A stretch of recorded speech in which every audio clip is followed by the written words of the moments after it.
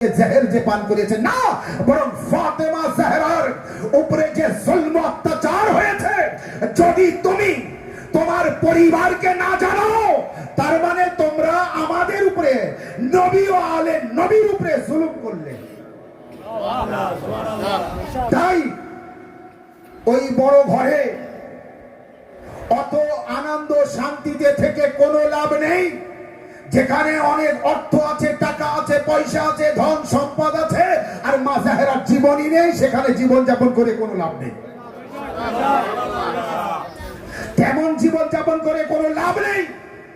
দুনিয়ার সব শেষ করে দেব, কিন্তু মা জাহেরার জীবনই আমরা শেষ হতে দেব না।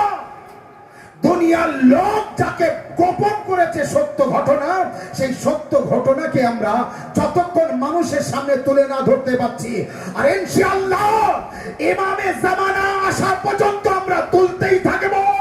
ইমামে জামানা এসে যেটা আমরা পারবো না সেটা তিনি করে দেখাবেন, আর সেটি হলো তার দাদি ফাতেমা জাহরার কবরকে তিনি এসে দেখিয়ে বলে দেবেন, এই আমার দাদির কবর আছে।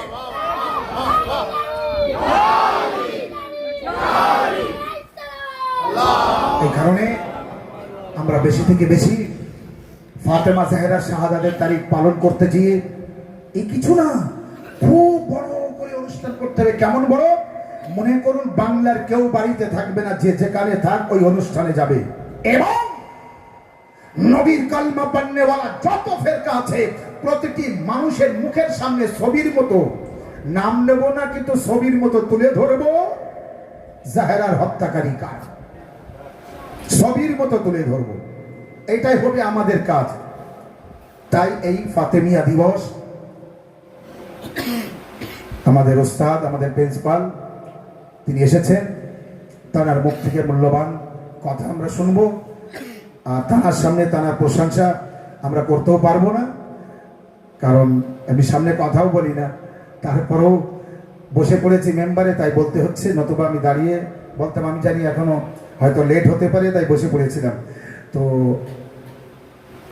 গতবারও চেষ্টা করেছিলাম আগাকে আনার জন্য, সুযোগ হয়নি।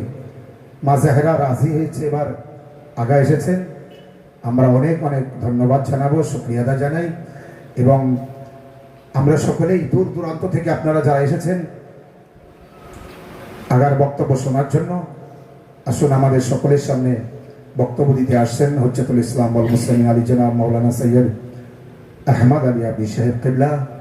তিনি জানেন প্রিন্সিপাল আছেন, এবং আমরা জানার তাকলিদ করি, বিশেষ করে আমাদের মর্জা, আমাদের মুস্তাহিদ জনাব আয়াতুল্লাহ ওজমা গায়ে আলী হুসাইন সিস্তানি দামাজিল্লাহ শরীফ, তার ওয়াকিল আছেন, ওয়াকিলে মুতলাক আছেন। আমরা যেহেতু সিস্তানি সাহেব পর্যন্ত পৌঁছাতে পারি না, তাই সমস্ত সমস্যার সমাধান জানার কাছ থেকে করি। তানাকে আমরা সামনে পেয়েছি, তানার কথা শুনবো। কথা তিনি আসতে বলেন, কিন্তু খুব ওজনওয়ালা কথা বলেন, খুব ওজন, যদি আমরা বুঝতে পারি।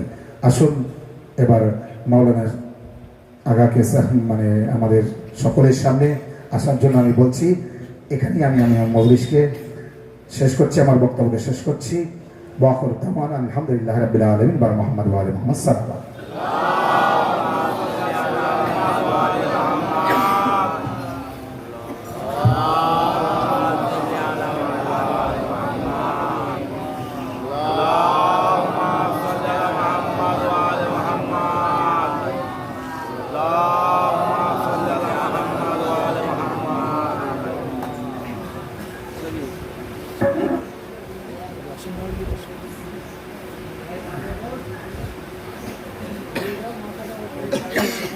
فاتحة.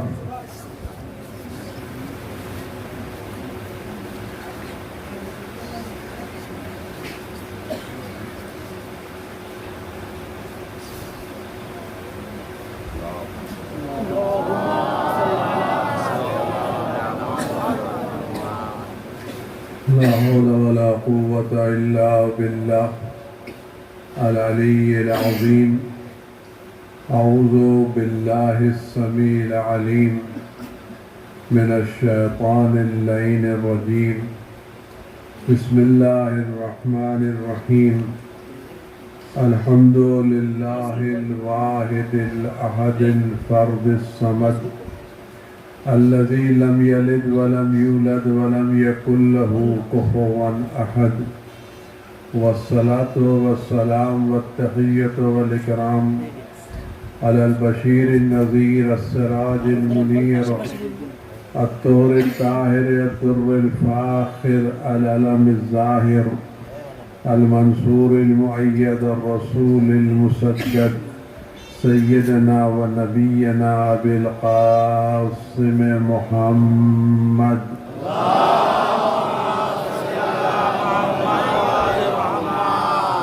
وعلى آله الطيبين الطاهرين المعصومين المظلومين الذين أذهب الله عنهم الرجس وطهرهم تطهيرا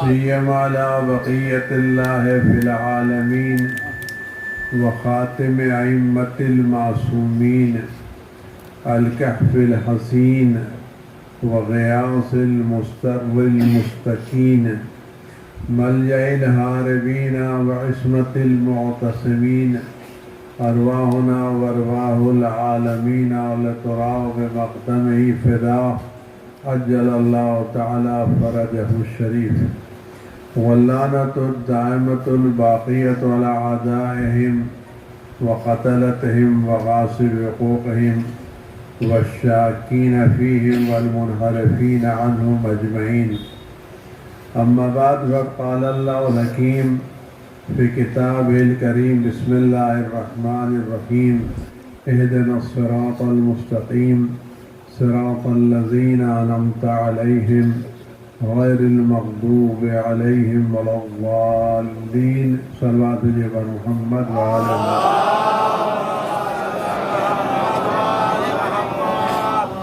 خداوند عزیز متعال رحمان الرحیم غفور و کریم ہمارے امام وقت حضرت حجت ابن الحسن عسکری صلوات اللہ سلام علیہ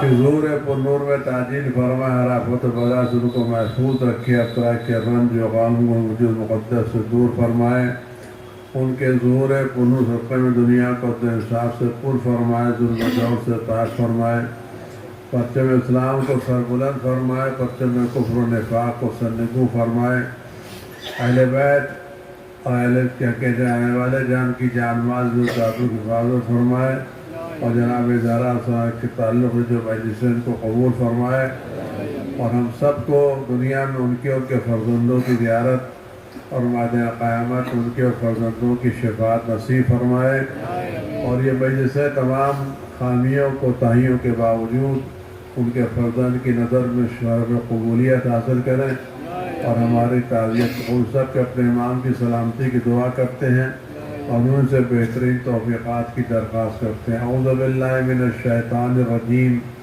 بسم اللہ الرحمن الرحیم اللہم کل ولیک الحجت ابن الحسن صلواتک علیہ وعلی آبائہ فی هذه الساعة وفي كل ساعة وليا وحافظا وقائدا وناصرا ودليلا وعينا حتى تسكنه أرضك طوعا وتمتعه فيها طويلا صلوات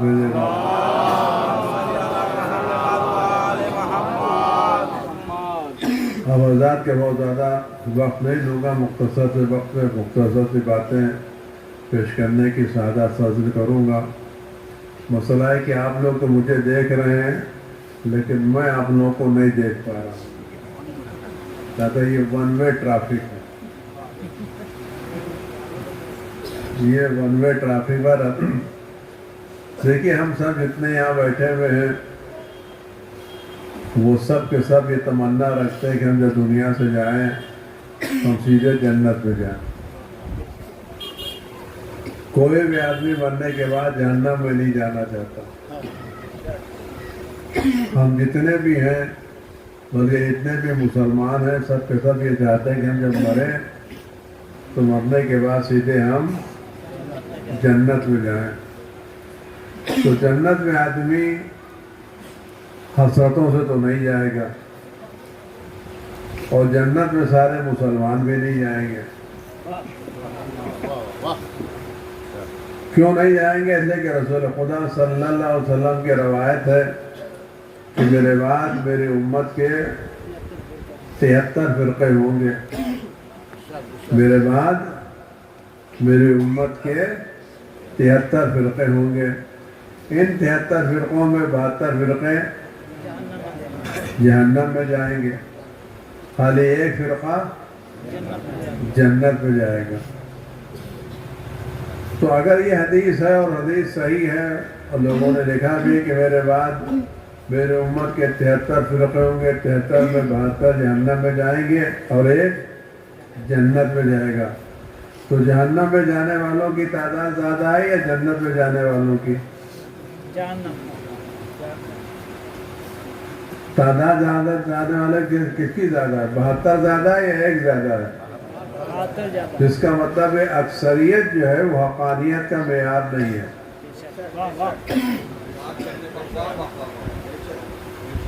یعنی اپنی تعداد پر ناز کرنا حقانیت کا معیار نہیں ہے۔ تو اگر سارے مسلمانوں میں ہماری تعداد کم ہے، اگر دنیا میں سارے مسلمان ہیں ان سے سب سے کم تعداد ہماری ہے، تو 72 میں ایک ہی تو کم ہوگا۔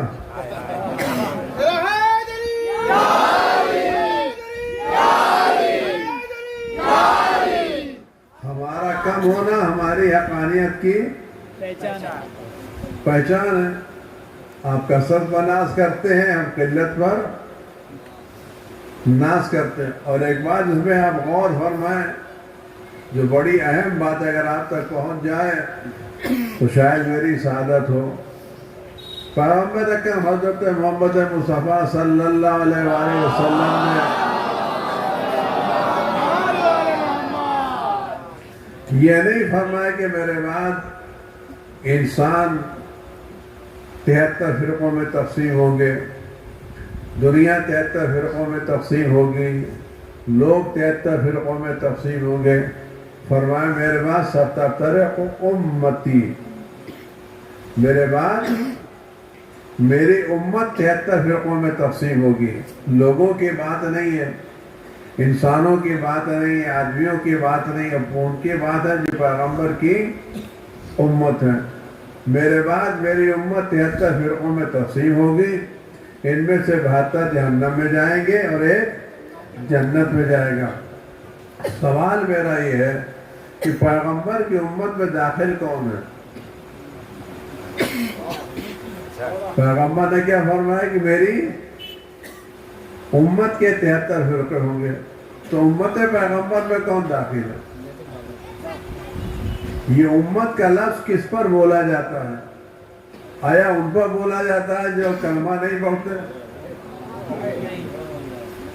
جو غیر مسلم ہیں، جو کسی اور کی پوجا کرتے ہیں؟ آیا دوسروں کی پوجا کرنے والوں پر امت اسلامیہ کا اطلاق ہوتا ہے؟ یہ امت اس کو کہتے ہیں جو لا الہ الا اللہ محمد رسول اللہ کا کلمہ پڑھتی ہے۔ امت پیغمبر میں کون ہے؟ ہندوستان میں امت پیغمبر میں کون شمار کیے جاتے ہیں؟ وہی لوگ شمار کیے جاتے ہیں جو لا الہ الا اللہ اور محمد رسول اللہ کا کلمہ پڑھتے ہیں۔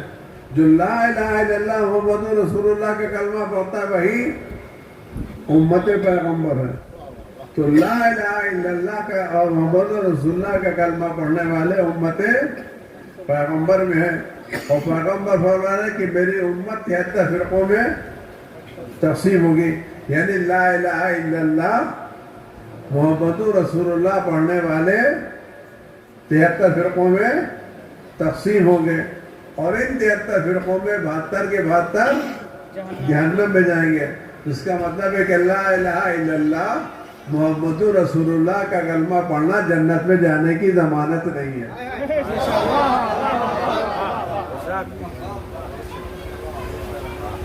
پیغمبر امت ہے نا بھائی، امت پیغمبر کون ہے؟ جو لا الہ الا اللہ محمد رسول اللہ کا کلمہ پڑھے یہ امت پیغمبر ہے. تو جتنے لا الہ الا اللہ محمد رسول اللہ کا کلمہ پڑھے سب کے سب امت پیغمبر میں ہیں. اور یہ کلمہ پڑھنے والے 72 کے 72 جہنم میں جائیں گے. تو وہ کون ہے جو اس کے علاوہ دوسرا پڑھ رہا ہے؟ وہ کون ہے جو لا الہ محمد لا الہ الا اللہ محمد رسول اللہ کے علاوہ کون پڑھ رہا ہے؟ یہ آپ اذان دے کر کے دیکھ لیجئے.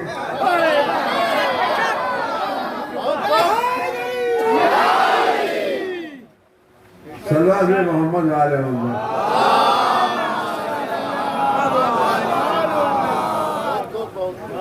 اب اذان سن کر کے دیکھ لیجئے.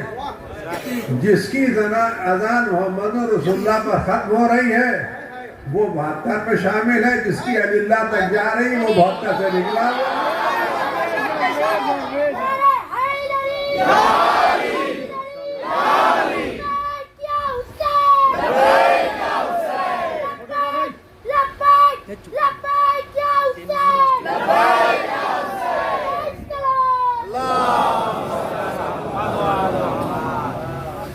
صلوات محمد علیہ امت پر.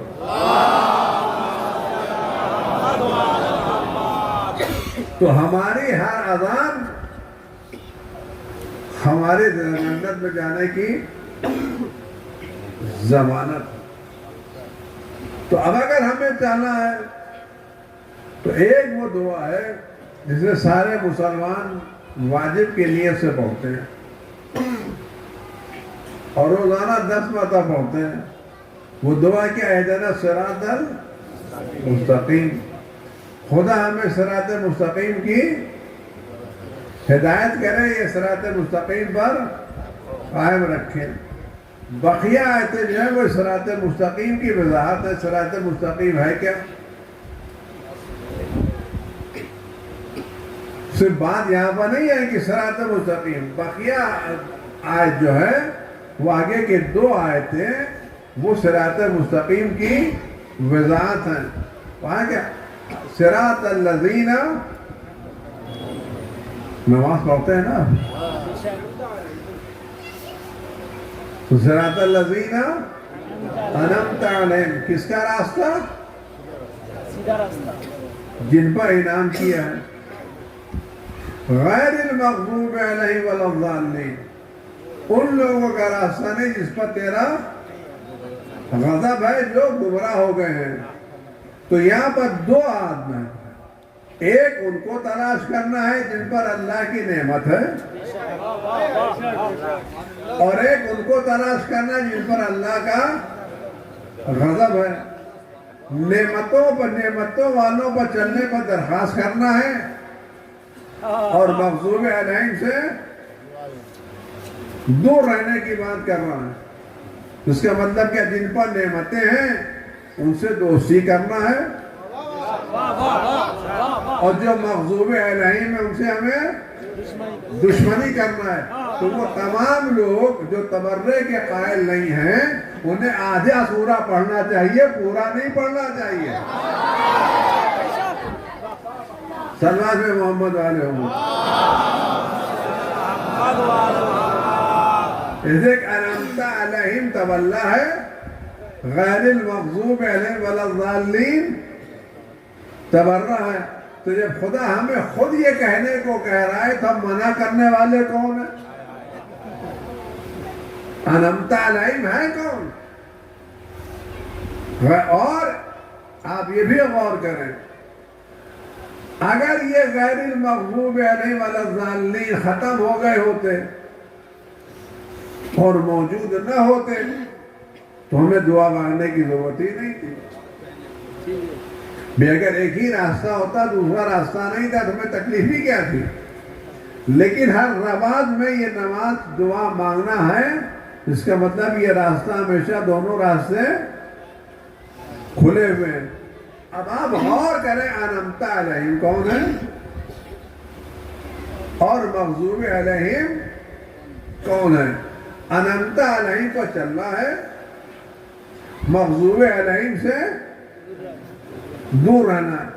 آپ اس پر اگر آپ کو یہ پتا چل جائے کہ رحمت علیہم ہیں کون، تو مغضوب علیہم خود بخود پتا چل جائے گا۔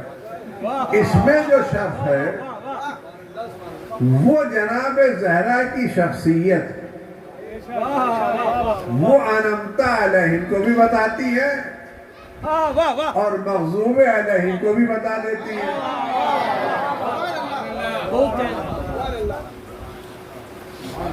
اب میں ایک بات آپ سے عرض کروں، پھر آپ غور کریں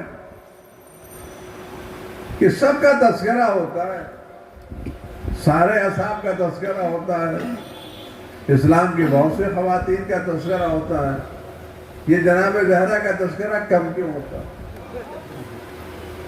سب کے فضائل بیان ہوتے ہیں، کسی کی چادر بیان ہوتی ہے، کسی کا انداز بیان ہوتا ہے، کسی کا فلاں بیان ہوتا ہے، کسی کا علم بیان ہوتا ہے، بہت سی چیزیں بیان ہوتی ہیں، یہ جناب زہرا کا تذکرہ کم کیوں ہوتا ہے؟ وجہ اس کی یہ ہے، خالی مثال دے رہا ہوں، اگر آپ کے گاؤں میں کئی لوگ دودھ بیچتے ہیں، کچھ اصلی بیچتے ہیں، کچھ ملاوٹی بیچتے ہیں، اور ایک آدمی کے پاس وہ آلہ ہے جو خالص اور ملاوٹی کی پہچان کرتا ہے، اور یہ آلہ ایک ہی آدمی کے پاس ہے، تو دشمنی کس سے بڑھتی جائے گی؟ اگر مارکیٹ میں دو طرح کا دودھ بک رہا ہے، ایک بالکل پیور بک رہا ہے اور ایک ملاوٹی بک رہا ہے، دیکھنے میں فرق نہیں کر سکتے کہ پیور کون ہے اور ملاوٹی کون ہے، کہتے چلائیں گے آلہ ڈال دیں گے۔ اگر یہ آلہ کسی کے پاس ہے تو گھبرائے گا کون؟ جو بک رہا ہے، کون گھبرائے گا؟ جو بک رہا ہے، جو ملاوٹی کام کر رہا ہے۔ لہذا کہے گا یا یہ آلہ ختم کر ڈالو، یہ اس آلے کو ختم آنے نہ دو، کہ اگر یہ آلہ بازار میں آ گیا تو جس دکان پہ گیا اس نے دودھ میں ڈالا، پتہ چل گیا کون خالص ہے کون خالص نہیں ہے۔ جناب زہرا حقانیت کا وہ معیار ہے، وہ معیار ہے کہ اس کو جہاں پرکھا جائے گا وہاں پتہ چل جائے گا حق پر کون ہے اور باطل پر کون ہے۔ اور اس کی وجہ میں آپ سنوں کہ جناب زہرا کا مسئلہ کیا ہے؟ جناب زہرا ایک الگ چیز ہے سن میں کم، لیکن ہمارے مذہب کی وہ حقانیت کی بنیاد ہے کہ جس کو دنیا کی کوئی طاقت ہلا نہیں سکتی۔ جناب زہرا نہ صرف محمد آل محمد، جناب زہرا سلام اللہ علیہ نہ صرف ہمارے مذہب کی حقانیت کی بنیاد ہے بلکہ دوسروں کے باطل ہونے کے بھی معیار۔ جناب زہرا سے ہمارے مذہب کی حقانیت ثابت نہیں کرتی، جناب زہرا دوسروں کے باطل ہونے کو بھی ثابت کرتی ہیں۔ میں چھوٹی مثال ہوں اور بات آپ تک پہنچ جائے، اور یہ وہ دلیل ہے جس کو ہم کسی کے سامنے بھی سنجیدگی کے ساتھ پیش کر سکتے ہیں اور ڈنکے کے چوٹ پر کہہ سکتے ہیں کہ اس کا جواب ہو تو لے کر کے آؤ۔ یہ دلیل صرف ہمارے پاس ہے، ہمارے علاوہ کسی کے پاس اتنی مستحکم دلیل نہیں ہے۔ اور میں یہ آپ سے عرض کروں گا کہ آپ اگر اہل بیت کے چاہنے والے شیعہ بن رہے ہیں تو دلیل کے ساتھ شیعہ بنیے، خاندانی طور پر نہیں۔ واہ واہ واہ، کیا کہنا ہے، واہ۔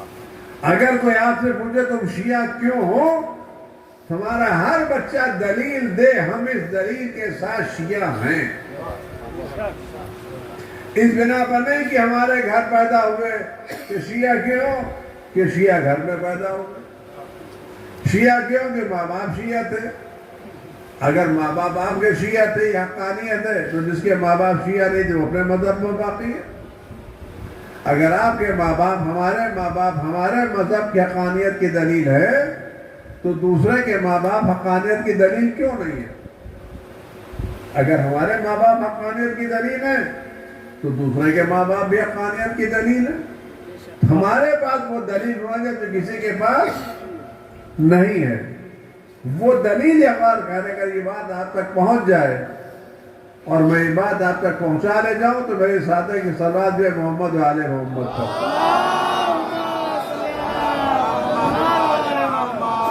لیکن گزارش اس بات کو سنجیدگی سے سنیے گا. تعریف عالم کی ضرورت نہیں ہے کیونکہ قرات اگر آپ نے قرات پڑھے ہیں نا کہتے ہیں اسکول جاتے نہیں جاتے اسکول جاتے نہیں جاتے جاتے ہیں نا. اگر کوئی ٹیچر اچھی بات کرتا ہے تو لڑکے کیا کرتے ہیں سنجیدگی سنتے ہیں شور مچاتے ہیں. اگر ٹیچر کوئی اچھی بات بیان کرتا ہے تو ٹیچر کیا کہتا ہے لوگ سنجیدگی سنتے ہیں یا شور مچاتے ہیں کیا کرتے ہیں. لڑکے خاموشی سے سنتے ہیں دل میں بٹھاتے ہیں یا تعریف کرتے ہیں ٹیچر کیا کرتے ہیں. تو آیا مجلس امام حسین کا درس ہے یا نہیں یہ امام حسین کا درس ہے یا نہیں اسکول ہے یا نہیں اس پر آپ غور کریں. جناب زہرا سلام اللہ علیہ آپ غور کریں جو بات میں آپ تک پہنچا رہا ہوں.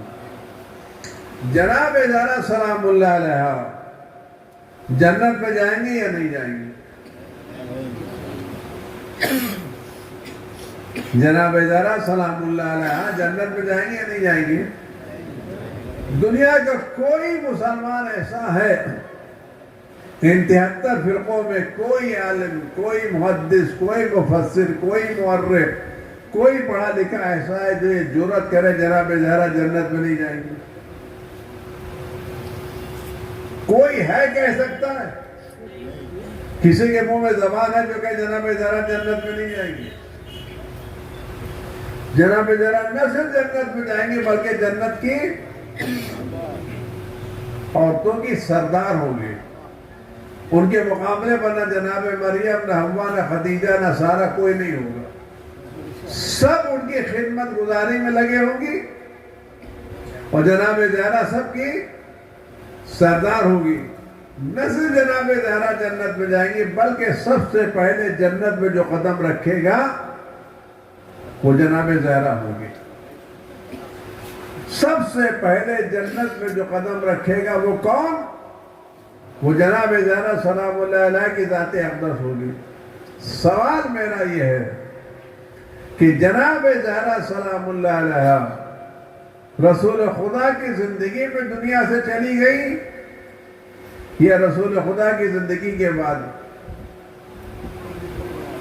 کیا فرماتے ہیں.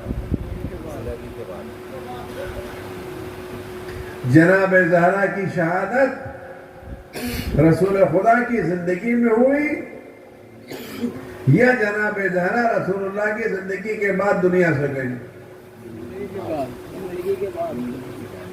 دنیا کے بعد گئی نا. اگر جناب زہرا رسول اللہ کی زندگی کے بعد دنیا سے گئی تو قصہ سن لی. ایک سلمان میں تک میں قصہ سنا کے بعد آگے بڑھاؤں.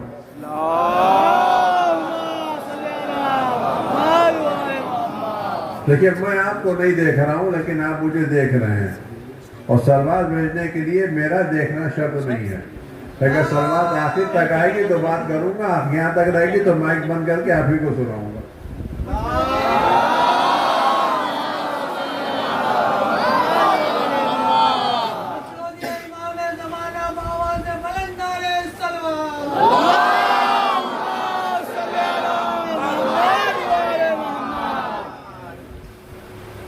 خلیفہ دوم کے صاحبزادے عبداللہ ابن عمر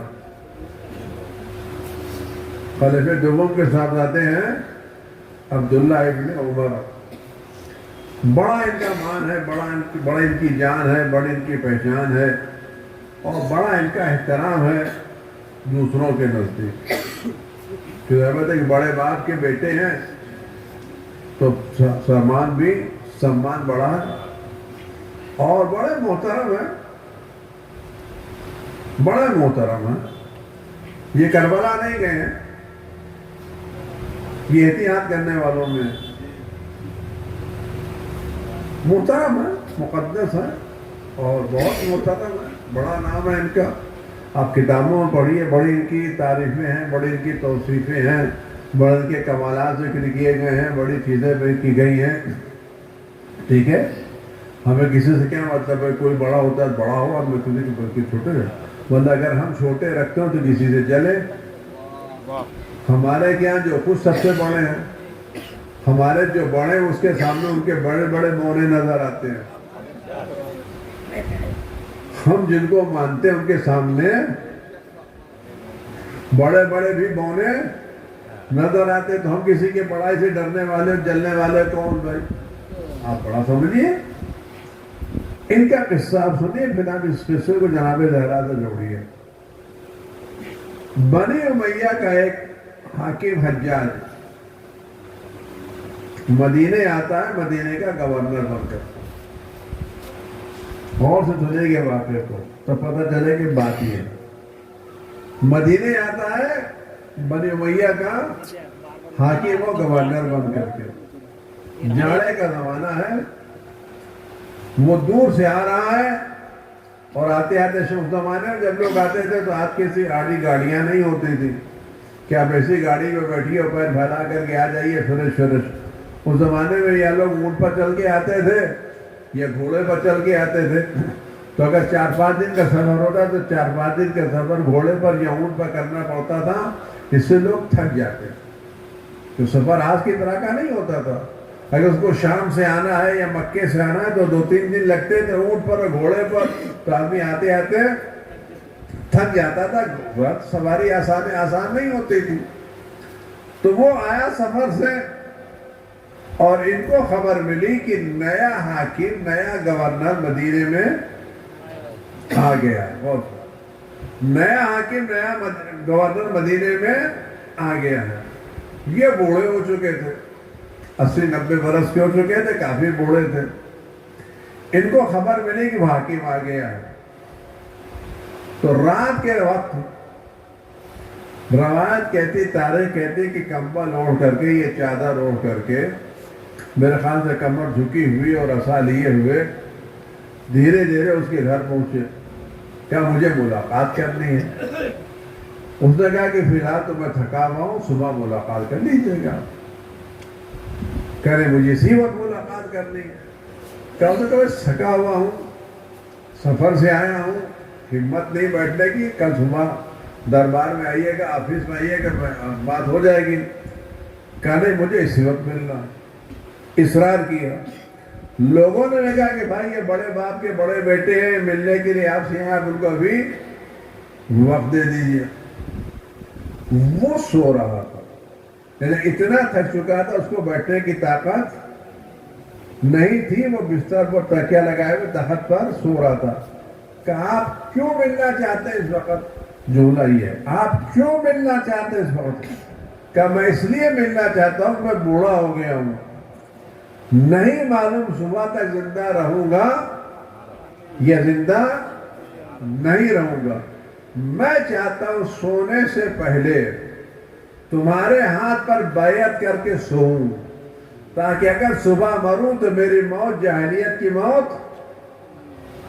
نہ ہو, میری موت کفر کی موت. کیونکہ اگر میں مر گیا اور میری گردن پر کسی کی بیعت نہیں ہوئی تو میں مروں گا تو جاہلیت کی موت مروں گا, اور جو جاہلیت کی موت مرے گا وہ جنت میں نہیں جائے گا.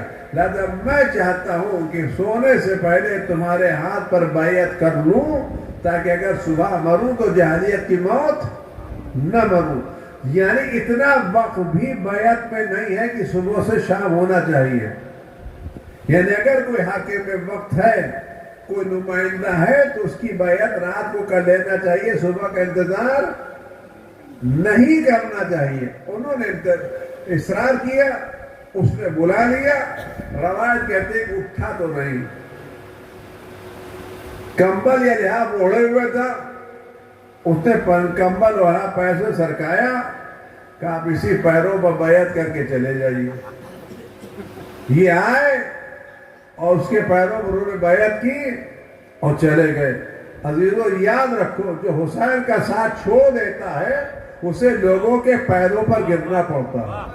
واہ واہ جو حسین کا ساتھ چھوڑ دیتا ہے اسے لوگوں کے پیروں پر گرنا پڑتا ہے، اور جو حسین کا ساتھ دیتا ہے دوسرے اس کے پیروں پر گرتے ہیں۔ اگر یقین نہ ہے تبھی ایران کی جنگ دیکھ لیجئے، جو دوسروں کے ساتھ تھے وہ دوسروں کے پیروں پر گر رہے تھے، جو حسین کے ساتھ تھے بڑے بڑے ان کے پیروں پر گر رہے تھے۔ تو رات میں بیعت کر کے چلے گئے، تو جب صبح تک کا انتظار نہیں کیا تو جناب زہرا جب 6 مہینے تک زندہ رہی تو کس کی بیعت کی؟ یہ سوال ہے۔ جب انہوں نے صبح تک کا انتظار نہیں کیا کہ اگر میں مر گیا بغیر بیعت کے مرا تو میری موت جاہلیت کی موت ہوگی، تو جناب زہرا جو رسول خدا صلی اللہ علیہ وسلم کی وفات کے بعد 90 دن یا 6 مہینے زندہ رہی، اس 6 مہینے میں جناب زہرا کا امام کون تھا؟ جناب زہرا نے کس کے ہاتھوں پر بیعت کی؟ اب آپ غور فرمائیں، اگر کوئی جناب ابراہیم کے زمانے میں ہو اور جناب ابراہیم کی نبوت کو نہ مانے، کتنی ہی نمازیں پڑھے، کتنا ہی روزہ رکھے، کتنا ہی حج کرے، جنت میں جائے گا؟ اگر کوئی جناب ابراہیم کے زمانے میں ہو اور نمازیں پڑھے، روزہ رکھے، حج کرے، زکوٰۃ دے، سب کچھ کرے، جنت میں جائے گا؟ نہیں جائے گا۔ جناب موسیٰ کے زمانے میں ہو، نمازیں پڑھے، روزہ رکھے، حج کرے، جہاد کرے، جائے گا؟ نہیں جائے گا۔ جناب عیسیٰ کے زمانے میں ہو، حضرت رسول خدا محمد مصطفیٰ صلی اللہ علیہ وسلم کے زمانے میں ہو، یعنی جو شخص اس زمانے میں ہے جس کو اللہ نے اپنا نمائندہ بنایا ہے، ہر وہ شخص جس کو اللہ نے کسی زمانے میں اپنا نمائندہ، اپنا رسول، اپنا نبی، اپنی حجت، اپنا خلیفہ، اپنا نمائندہ بنایا ہے، اگر کوئی اللہ کے بنائے ہوئے نمائندے کو نہ مانے تو کتنی ہی عبادت کر لے وہ جنت میں نہیں جائے گا۔ لیکن جناب زہرا جنت میں جائیں گی یا نہیں جائیں گی؟ یقیناً جائیں گی۔ جب یقیناً جائیں گے تو پوچھنا پڑے گا کہ اگر لوگوں کے بنائے ہوئے حق پر تھے تو جناب زہرا نے ان کا انکار کیوں کیا؟ ان کے ہاتھوں پر بیعت کیوں نہیں کی؟ تو میرا کہنا ہے کہ جن کو رسول اللہ کے بعد جناب زہرا نے امام مانا، ہم ان کو امام مانتے ہیں، اور جن پر زہرا نے لعنت بھیجی ہم ان پر بھی۔ تو جس طرح سے جناب زہرا لعنت بھیج کر کے جنت میں جا رہی ہیں، ہم بھی ان کے پیچھے پیچھے لعنت بھیج کر کے جنت میں جائیں گے۔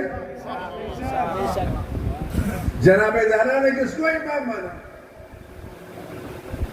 علی کو مانا، بلا فصل مانا یا چوتھے نمبر کو مانا؟ بلا فصل مانا ہے، چوتھے نمبر میں مانا، بلا فصل مانا۔ اسی ہم تو نمازان میں کہتے ہیں وہ خلیفۃ ہو، یہ جناب زہرا کی سنت ہے جو اذان میں دوہرا۔ تو جناب زہرا کا وجود ہمارے امام علی علیہ السلام کی امامت کی حقانیت کی دلیل اور دوسروں کے باطل ہونے کی۔ جناب زہرا نے یہاں پر خاموشی اختیار نہیں کی، جناب زہرا نے باقاعدہ اعلان کیا کہ میں تم سے ناراض ہوں۔ جناب زہرا نے مسئلہ سے کام نہیں لیا، فدق چھینا گیا، دروازہ جلایا گیا، سب کچھ کیا گیا، لیکن جناب زہرا نے مسئلہ سے کام نہیں لیا اور کہا میں تم کو قبول کرنے کے لیے تیار نہیں ہوں۔ آپ غور کریں اس مسئلے کو۔ اور جناب زہرا کی بات ہے کہ جناب زہرا کا وجود ہمارے مذہب کی حقانیت کی دلیل ہے۔ اور دوسروں کے باطل ہونے کی دلیل ہے. اور یہ بات آپ یقین جانیے کہ ہم جب حق کی بات کرتے تو سمجھوتا نہیں کرتے. ہم کہے نہیں کہ علی 100% حق پر ہیں، بقیہ 10% اور 20% اور 50% اور 80% نہیں. ہمارا ایک قول ہے 100% حق ادھر اور 100% باطل ادھر. اس میں کوئی سمجھوتا نہیں ہے. ہم کہتے ہیں صرف اہل بیت کے ماننے والے حق پر، بقیہ جو اہل بیت کو نہیں مانتا.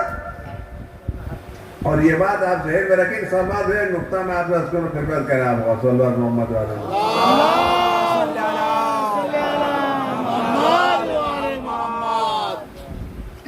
بہت سے لوگ کہتے ہیں ہم بھی اہل بیت کو مانتے ہیں، ہم بھی اہل بیت کو مانتے ہیں، ہم بھی اہل بیت کا کلمہ پڑھتے ہیں، فضائل پڑھتے ہیں، میلاد پڑھتے ہیں، یہ پڑھتے ہیں، وہ پڑھتے ہیں، کتابیں ہم نے لکھی مناقب میں، اور اہل بیت کی فضیلت ہم نے منائی ہے. اور ہم سے زیادہ کون اہل بیت کا ماننے والا ہے؟ ہم اہل بیت اہل بیت اہل بیت کا تذکرہ سب لوگ کیا کرتے. جہاں بھی جائیے صاحب اہل بیت کا تذکرہ، اہل بیت. ہم اہل بیت کو صحابہ سے افضل مانتے ہیں، اہل بیت کا درجہ بہت بلند ہے، اور اہل بیت کو مانتے ہیں، اور اہل بیت کو قربان ہوتے ہیں، اور محرم مناتے ہیں، اور میلاد مناتے ہیں، اور یہ کرتے ہیں وہ کرتے ہیں، سب اہل بیت کو. لیکن آپ یقین جانیے ہمارے علاوہ اہل بیت کو کوئی دوسرا نہیں مانتا. یہ بات آپ یقین ہے. ہمارے علاوہ اہل بیت کو کوئی دوسرے ان اہل بیت کو مانتے ہیں جن کو اللہ نے اہل بیت نہیں قرار دیا. آپ تو تعجب کریں گے. اس کی وجہ میں آپ سے بتاؤں. اگر ایک آدمی کو سرکار آپ کے گاؤں میں ڈاکٹر بنا کر کے بھیجے، آپ غور سے سنیے گا. اگر سرکار کسی آدمی کو، پڑھے لکھے آدمی کو آپ کے گاؤں میں ڈاکٹر بنا کے بھیجے، اور کہیے میں ڈاکٹر بنا کے بھیج رہا ہوں، اس کے پاس ساری دوائیں موجود ہیں، سارے مرض کا علاج موجود ہے، اور گاؤں والوں کے علاج کر دے گا. گاؤں والے اس کو اچھی جگہ دیں، اس سے مشورہ لیں، اس کی بات کریں، اس کی عزت کریں، اس کو سر پر چڑھائیں، اس کی تعریفیں کریں. شادی کے مسئلہ ہو تو اس کے پاس جا رہے ہیں، قرض کا مسئلہ ہو تو اس کے پاس جا رہے ہیں، فلاں کا مسئلہ ہو تو اس کے پاس جا رہے ہیں. لیکن اس کو ڈاکٹر نہ مانیں.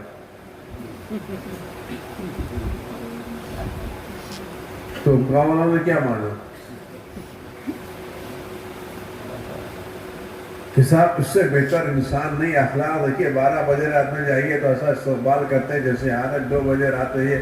کبھی چہرے پر بل نہیں، کبھی زبان میں تلخی نہیں، کبھی زبان میں ترشی نہیں ہے، مزاج خراب نہیں ہوتا. جب بھی آپ جائیے مجھے اتنا بااخلاق آدمی ہم نے دیکھا ہی نہیں دنیا میں. خود کھانا نہ ہو دوسروں کو کھلا دیتے ہیں، کبھی کسی کی پریشانی دیکھتے نہیں. کتنوں قرضہ ادا کر دیا، کتنوں کی شادیاں کرا دی، کتنوں مسائل کر دیے، سب کچھ مانے، لیکن اس کو ڈاکٹر نہ مانے. تو آپ نے کس کو مانا؟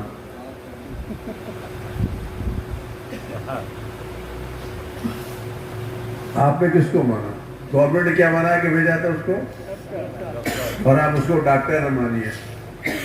تو آپ نے صحیح مانا یا غلط مانا؟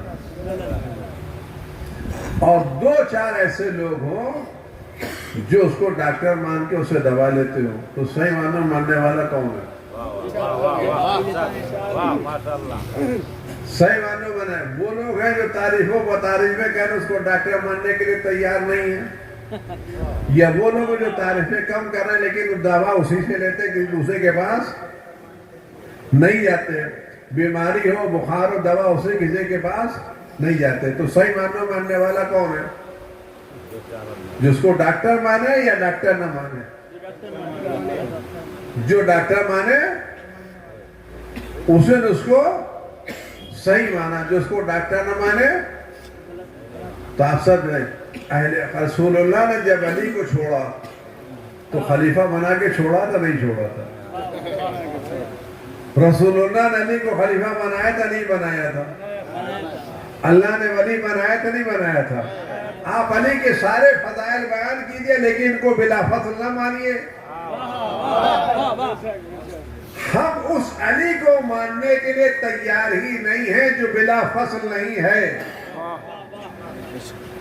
ہم صرف اس علی کو مانتے ہیں جو رسول کے بعد بلا فصل ہے، اور آپ اس علی کو مانتے ہیں جو بلا فصل، تو رسول اللہ نے بلا فصل چھوڑا ہے، فصل والا نہیں چھوڑا۔ آپ جس علی کو مانتے ہیں وہ رسول اللہ کا علی نہیں ہے۔ رسول اللہ نے جس علی کو چھوڑا وہ بلا فصل چھوڑا۔ لہذا ہمارے علاوہ کوئی اہل بیت کا ماننے والا نہیں ہے۔ جب ہمارے علاوہ کوئی ماننے والا نہیں ہے تو ہمارے علاوہ کوئی جنت میں جانے والا نہیں ہے۔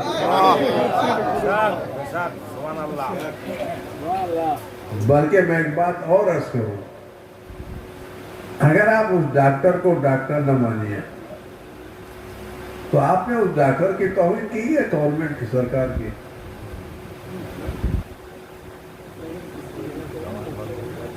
اگر آپ اس سے دوا نہ لیجئے تو آپ نے توہین کس کی ہے؟ یعنی دوا نہ لے کر کے آپ نے یہ ثابت کیا کہ جس کو آپ ڈاکٹر سمجھتے ہیں ہم سمجھنے کے لیے تیار نہیں، یعنی آپ کا فیصلہ اس کے بارے میں صحیح نہیں ہے۔ تو وہ لوگ جو رسول اللہ کے بعد علی کو بلا فصل نہیں مانتے، وہ خدا کے انتخاب پر اعتراض کر رہے ہیں کہ آپ نے جس کو بنایا وہ صحیح نہیں بنایا۔ صحیح بات، آپ غور کریں، آپ لاکھ تعریفیں کیا کیجئے، آپ لاکھ تعریفیں کیجئے، آپ اس علی کو مانیے جس علی کو رسول اللہ بنا کے گئے۔ زہرا اس علی کو مانتی تھی جس کو رسول اللہ اپنی جگہ پر بٹھا کے گئے۔ اور اگر آج لوگ اس علی کو مانتے ہوتے جس کو رسول اللہ بنا کے گئے ہیں تو آج دنیا میں اختلاف نہیں ہوتا۔ جناب زہرا سلام اللہ علیہ نے کوئی وہ نہیں کہ احتیاط سے کام نہیں لیا، باقاعدہ کہ واقعہ سن لیں، اور اس واقعے کو اہل سنت کی کتابوں نے لکھا کہ جناب زہرا ناراض ہوئی، میں ناراضگی اگر یاد آ تو کل عرض کروں گا، اور اتنا ناراض ہوئی کہ بات کرنا چھوڑ دی، اتنا ناراض ہوئی کہ بات کرنا چھوڑ دی۔ اب یہ خبر باہر پھیلی کہ رسول اللہ کی بیٹی ہم سے بات نہیں کی، ہم سے بات نہیں کرتی، ہم سے بات نہیں کرتی، خبر ہو، چلو بات کر لیتے، معافی مانگ لیتے ہیں، ہو جائے گا کام۔ لیکن آپ غور کریں معافی مانگنا کیسا؟ اگر آپ نے کسی کا مکان چھین لیا، مکان آپ نے چھین لیا اور اس کو بے گھر کر دیا، تو اگر آپ معافی مانگنا چاہتے تو معافی کون سی ہوگی؟ معافی کون سی صحیح ہوگی؟ کیا آپ مکان پر قبضہ کیے ہوئے ہیں کہ صاحب ہم کو معاف کر دیے، ہم آپ کے گھر میں آئے، ہم کو معاف کر دیجیے، اور لوگ کہتے ہیں ہم تو معاف کرتے ہیں، تو معافی صحیح کون سی ہوگی؟ معافی صحیح ہوگی آپ گھر چھوڑ دیجیے، جس کا گھر ہے اس کو آپ واپس کریے تو صحیح معافی ہے۔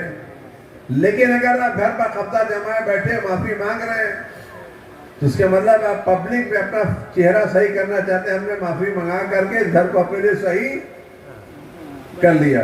تو اگر گھر پر آپ کا قبضہ ہے اور اس کے بعد آپ معافی مانگنے جا رہے ہیں تو اس معافی مانگنے کا مطلب ہے کہ معافی مانگنے کے بعد آپ اپنے قبضے کو صحیح ثابت کرنا چاہتے ہیں کہ ہم نے معاف کر لیا، انہوں نے بھی چھوڑ دیا، ٹھیک ہے آپ گھر میں رہیے، جو کچھ ہونا ہوگا تو ہو گیا، ہم نے آپ کو معاف کر دیا۔ جناب زہرا اس چال سے واقف تھے، جناب زہرا کہا میں ملوں گی نہیں۔ بات آگے بڑھی، مولا تک پہنچی، کہ علی ہم نے سنا جناب زہرا ہم سے ناراض، ہم کو اچھا نہیں لگتا اور ہم کو رات میں نیند نہیں آتی اور پریشانی، کچھ ایک کام کیجئے کہ ہم سے بات چیت ہو جائے۔ آج کے زمانے میں کہتے جناب آج مولا نے جناب زہرا سے بات کی اور سیٹنگ کر لی، مولا نے سیٹنگ کر کے کہا یا علی زہرا کو لوگ مجھ سے کہہ رہے ہیں اور کئی مرتبہ مجھ سے کہا ہے آپ ان کو اجازت دے دیجئے، تو میں کہا تو بیوی کہہ رہے ہیں، تو بیوی فرمایا دیکھیے میں آپ کی کنیز ہوں، آپ کی زوجہ ہوں، گھر آپ کا، جس کو بلانا چاہے بلا لیں گے۔ اور سے سنیں گے آپ اس واقعے کو، جناب زہرا نے کوئی مصلحت سے کام نہیں لیا، وہ لوگ آئے جناب زہرا چادر اوڑھ کر کے بیٹھ گئی. دونوں آدمی آئے, دونوں آدمی نے سلام کیا. جناب زہرا نے کسی کے سلام کا جواب نہیں دیا. جناب زہرا کی شان میں آیت تطہیر نازل ہوئی ہے. آیت تطہیر کا مطلب ہے جناب زہرا کا کوئی کام مصلحت خدا مرضی خدا کے خلاف نہیں ہے, اور اسلام کا قانون یہ ہے سلام کرنا مستحب ہے, سلام کا جواب واجب ہے. کس کے لیے؟ مسلمان. مسلمان کے سلام کا جواب دینا واجب ہے.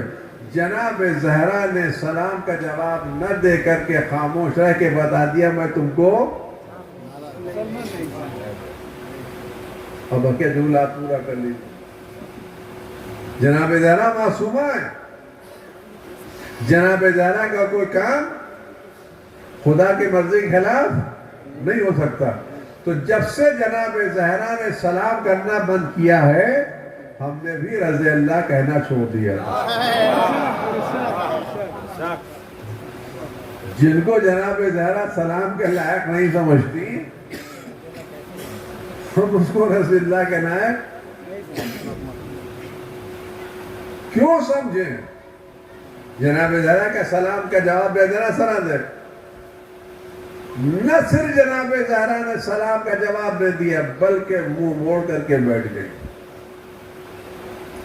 پھر یہ لوگ دوسری طرف آئے, پھر سلام کیا, پھر جناب زہرا نے سلام کا جواب دے دیا, پھر منہ موڑ کر کے بیٹھ گئے.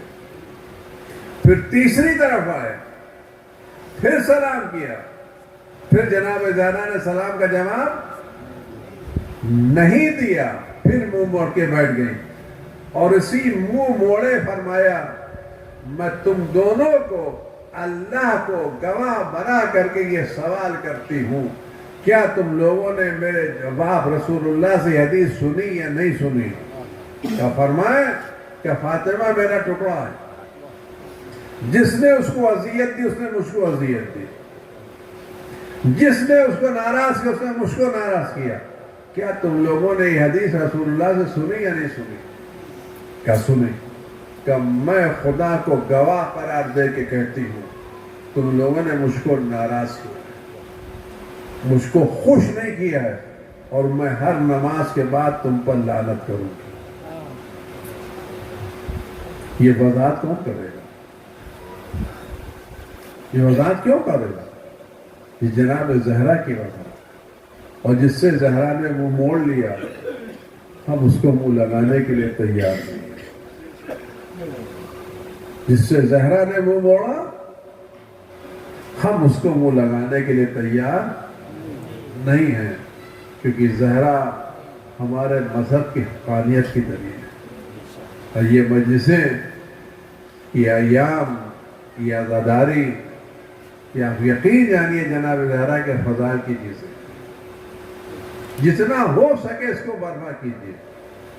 یہ ہمارے مذہب کی حقانیت کی دلیل ہے, دوسروں کے باطل ہونے کی دلیل ہے. اور جناب زہرا اس پوری کائنات میں سب سے زیادہ اگر کوئی مظلوم شخصیت ہے تو جناب زہرا کی. بس بات تمام. باقی باتیں اگر یاد زندگی رہی تو کل عرض کروں گا. جناب زہرا امام حسین سے زیادہ مظلوم. میں سچ عرض کر رہا ہوں, آپ غور کریں. یہ بات اگر آپ تک پہنچ جائے اور کچھ اس انداز سے آپ کچھ آنسو بہائیں, یہ آنسو جناب زہرا کے فرزند کے تک پہنچ جائیں, تو کوشش کریں کچھ ایسا خلوص آپ کے مجلسوں میں ہو کہ آج کی رات جن مجلسوں میں امام وقت کی نظر ہو ان مجلسوں میں آپ کی بھی مجلس شامل ہو, کہ غیبت میں زہرا کا لال آپ کو دیکھ رہا ہو. سلامت رہو میری جد ماجدہ کے لیے فرش ادا بچھانے والوں, سلامت رہو میری جد ماجدہ کا غم منانے والوں. عزاداروں بس بات تمام کر رہا ہوں اگر بات آپ تک پہنچ جائے. جناب زہرا امام حسین سے زیادہ مظلوم ہے. امام حسین بہت مظلوم ہے, بہت مظلوم ہے. प्यासे मारे गए, रुला रुला के मारे गए, तीरों से मारे गए, तलवारों से मारे गए। लेकिन अजीजों इतना तो है कि आपको मालूम है इमाम हुसैन की कब्र कहाँ है? इतना तो मालूम है ना कि आपकी कब्र कहाँ है? करबला में कब्र है। लेकिन ज़हरा इतनी मज़लूमा है कि आज तक हमको नहीं मालूम उनकी असली कब्र कहाँ है। आया वो बकी में दफन की गई हैं या घर में दफन की गई हैं या रसूलुल्लाह की मस्जिद में दफन की गई हैं? एक बेटी थी, उसकी भी कब्र अब तक नहीं मालूम है। ये तकलीफ है, ये तकलीफ नहीं है। रसूलुल्लाह की एक इकलौती बेटी जिसको रसूलुल्लाह इतना चाहते थे कि एहतराम पे लूटते थे, दरवाजे पर खड़े होकर के सलाम करते थे, जिसको अपना टुकड़ा कहते थे, जिस पर फिदा होते थे, उस एक बेटी की कब्र पर मज़ार नहीं था, इमारत नहीं थी। कम से कम इतना तो मालूम होता कि रसूलुल्लाह की बेटी की कब्र कहाँ है। आप वहाँ चले जाते, अज़ादार हुसैन की कब्र मालूम है, आप चले जाते हैं। ज़हरा मज़लूमा है, इतनी मज़लूमा है। इमाम हुसैन की ज़री के बाद आप खड़े होकर के ज़री पकड़ करके रो सकते हैं, लेकिन ज़हरा इतनी मज़लूमा है कि आप बकी में खड़े होकर के रो भी नहीं सकते। जनाब ज़हरा के मसाइब भी नहीं पढ़ सकते। करबला में बैठ करके आप ज़ियारत आशूर पढ़ सकते हैं, लेकिन ज़हरा इतनी मज़लूमा है, आप बकी में या मस्जिद नबी में बैठ करके बुलंद आवाज़ से ज़हरा की ज़ियारत भी नहीं कर सकते। अज़ादारों की इतनी मज़लूमा कोई है? दूसरी बात अर्ज करूँ आपकी खिदमत में, अगर आप तक ये बात पहुँच जाए, जनाब इमाम हुसैन के बारे में मिलता है, एक चीज़ मिलती है कि पहलू पर तीर किसने लगाया, पेशानी पर पत्थर किसने मारा, गले पर तीर किसने लगाया, एक चीज़ मालूम है। लेकिन ज़हरा इतनी मज़लूमा है, हम ये तो पढ़ सकते हैं कि ज़हरा का पहलू टूटा, पसली टूटी, लेकिन ये खुल के नहीं पढ़ सकते कि किसने पहलू पर दरवाज़ा गिराया, किसने आग लगाई। आप बताइए मज़लूमियत है या नहीं है? सबकी कब्र पर आप जाएं, आप आशूर में जाएं तो हुसैन की कब्र पर रोशनी मिलेगी। आप 21 रमज़ान को जाएं तो मौला की कब्र पर हुजूम मिलेगा। आप मशहद जाएं, हुजूम मिलेगा। लेकिन आज ये शब कद्र, ये शब शहादत जनाब ज़हरा है। ज़हरा की कब्र पर आपको सन्नाटा मिलेगा। कोई चिराग जलाने वाला नहीं है, कोई सलाम करने वाला नहीं है।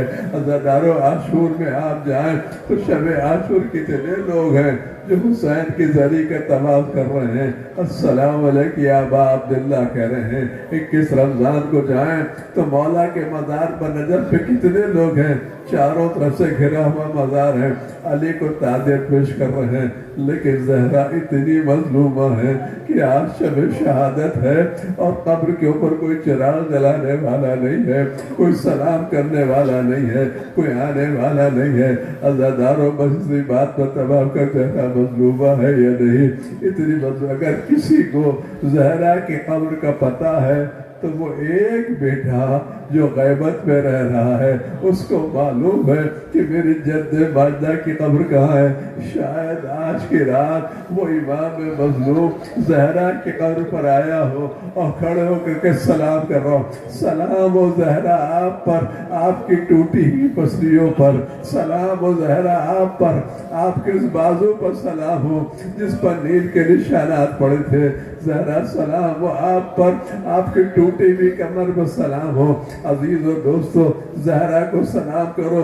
और अगर आपकी आंखों में आंसू आ गए हैं तो दिल से ये दुआ करो कि एक दिन वो आए कि जब ज़हरा का लाल ज़ाहिर हो, हमें ज़हरा की कब्र का पता हो और हम उनके साथ ज़हरा की ज़ियारत करें। और दुआ ये भी करें एक मजलिस हमें ऐसी मिल जाए कि मिंबर पर ज़हरा का लाल मौजूद हो और हम ज़ेरे मिंबर मौजूद हो। وہ زہرا کے مسائل پڑھ رہا ہو اور ہم گریہ کر رہے ہوں. عزیزوں بس چند جملے آخر میں آپ کہہ کر کے بات دباب کر دے چاہنا چاہتا ہوں. تو ایک جملہ میں آپ سے کہنا چاہتا ہوں, اگر آپ تک پہنچ جائے زہرا کے چھوٹے چھوٹے بچے بیٹھے ہوئے ہیں, چھوٹے بچے بیٹھے ہوئے ہیں. جب جنازہ تیار ہو گیا نا اور مولا جنازے کو لے کے آئے تو رات کا وقت ہے, جنازہ بیچ میں رکھا ہوا ہے, چھوٹے بچے جنازے کے کنارے بیٹھے ہوئے ہیں, بلند آواز سے رو نہیں سکتے تاکہ باہر آواز نہ جانے پائے. جب جملہ میں آپ سے کہنا چاہتا ہوں, جب مولا جناب زہرا کو دفن کر چکے, دفن کرنے کے بعد گھر میں واپس آئے تو یہ مدینے کی شان غریبہ ہے. جو علی گھر میں آئے ہیں, یہ پہلی رات ہے جب بچے بغیر ماں کے ہیں, بچے بغیر ماں. مولا پہ امینے بیٹھے ہوئے ہیں, ایک زانو پر حسن ہے, ایک زانو پر حسین بیٹھے ہوئے ہیں. زینب ام کلثوم کو علی اپنی گود میں لے, بچے بابا سے پوچھ رہے ہیں, بابا آج اماں کہاں گئی, ہمیں لوریاں کون دے گا, ہمیں سنائے گا کون, ہمیں کون دلاسا دے گا. علی یتیمان زہرا کو اپنی گود میں لیے بیٹھے ہیں. کبھی کسی کے سر پر ہاتھ پھیرتے ہوگے, کسی کی آنکھوں سے آنسو پوچھتے ہوگے, کسی کو دلاسا دیتے ہوگے. یہ پہلی رات ہے جب بچے بغیر ماں کے ہیں, گھر میں سناٹا ہے, زہرا نہیں ہے, یتیمان زہرا علی کی گود میں بیٹھے ہوئے.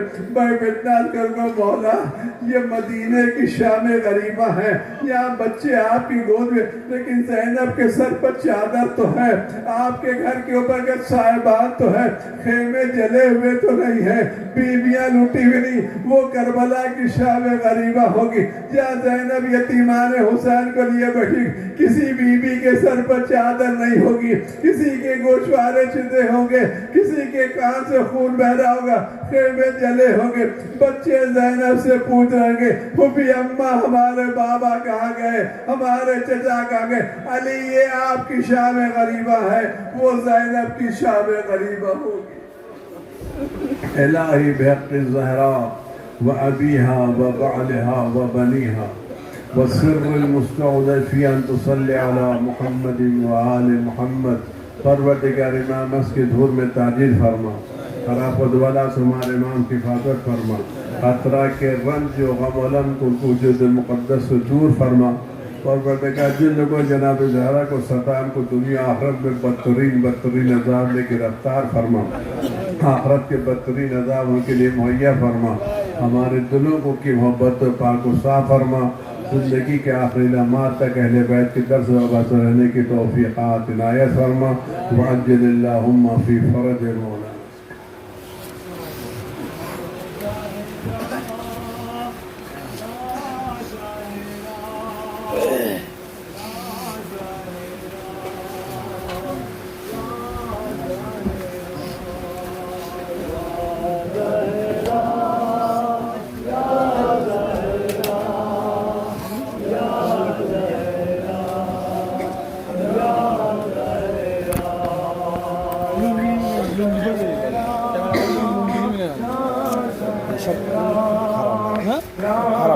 خراب لگے نا